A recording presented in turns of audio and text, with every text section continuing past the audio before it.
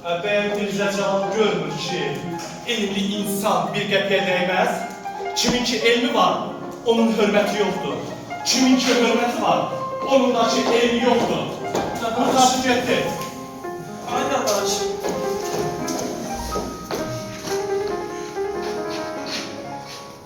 Tanıyıram səni.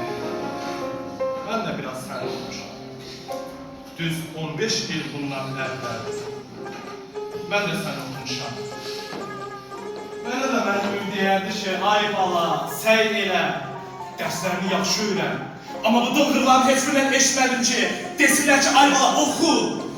Amma adam ol, adam. Dadaş, Allah haqqı. Bax, ağam gələndə hamısını bizə deyəcək. Bax, vallah ağam gələndə hamısını bizə Bura deyəcək. gəl, Cəlal. Yox, gəlmirəm, sən ki. Cəlal, bura gəl. Yox, sən çağırışın, sən gəl. Cəlal, bura gəl, söz deyirəm. Cəlal, eşitmişsən ki, Sokrat nə deyirmiş? Hə? Sokrat çoxdanın adamı idi.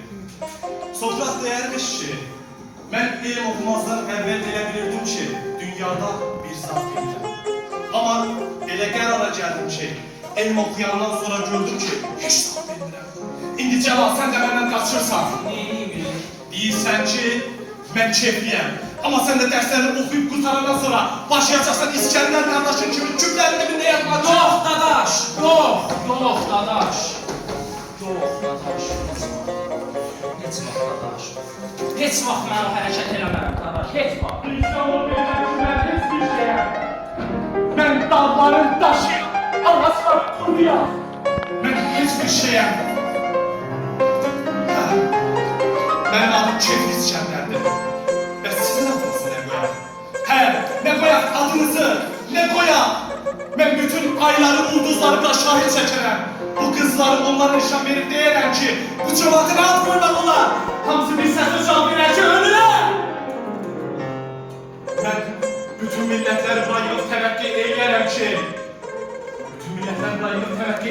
ki, şeyhlərin tamaşasını seyir eləsinlər. Bütün tayfalar yığılıb, hamısı pis birdən sizə deyəcəklər ölürəm! Və bizdən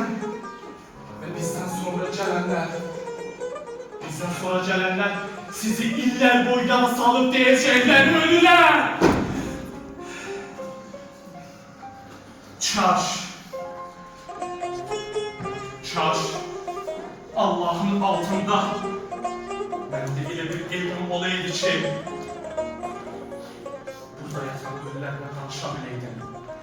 Əgər olsaydı, qəbristanlıqda yatan ölülərə üzünü tutub deyərdim ki, bir gün Şeyh Nəsrullah gəlib başınızın üstündə dayanıb uca səslə deyəcək ki, dur ey Allah'ın mömin bəndələri!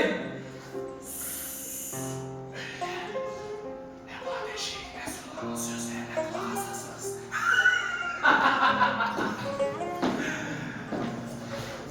Gəlin bu Keyf İskəndərin nəsiyyətinə qulaq asın. Necə yatmışsınızsa, öləcə də yatın. Allah sizə rəhmət eləsin. Ölülər.